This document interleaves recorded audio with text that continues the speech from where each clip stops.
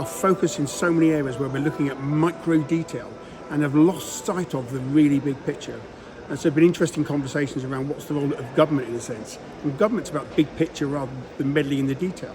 We're talking with leaders of businesses about the same principle about actually your job is to paint the vision of the future, get people inspired around that. The idea of between generations, how we think about each other. And I actually don't think I think it's helpful in some ways to understand what different generations have faced. So the baby boomers to millennials to Gen Z. But I don't think it's helpful to actually create this as if there's conflicts between them. And that was actually something that was important to reflect on, is to understand the difference, but to actually appreciate that if it wasn't for the baby boomers, so much of the science that we appreciate, some of the technology that we have, we wouldn't be actually enjoying and appreciating. But what we also should reflect on is there's causes and consequences to those changes. And how do we think about that in a much more constructive way and a cooperative way of how we move forward? There are 140 million days of volunteering in corporates that are allocated but go unused. Think how much we could change Britain if every one of those days got taken up. It's not about perfection, but it's about progress that will lead us to transformation and change. And I also evidence that there is appetite for farming with nature, and that it's not only about competition, but also ensuring that there is not a concentration of power.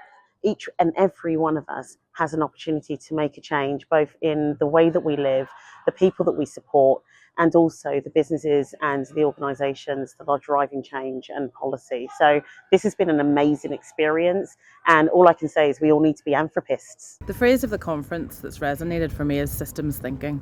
This isn't something that's new, but it's just so important when we're thinking about the transition more broadly to net zero, or whether we're thinking about trying to get more renewables into the grid, or even trying to inspire the next generation of engineers into working in STEM sectors.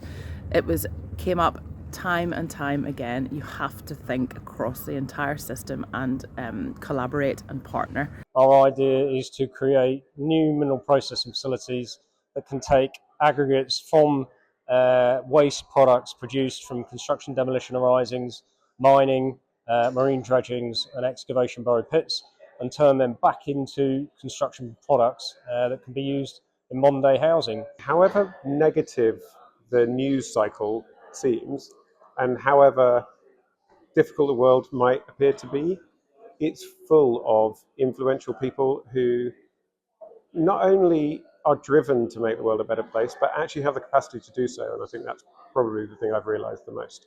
I have expertise in engineering, but in order to make sustainability work, we need leadership, we need procurement. And coming to Anthropy, it's the blend of all the skills that we're going to need in order to figure out how to nudge forward this complex challenge of more people using more resources on a finite planet. It became clear to me that we need to link food, farming, health with nature going forward for future generations.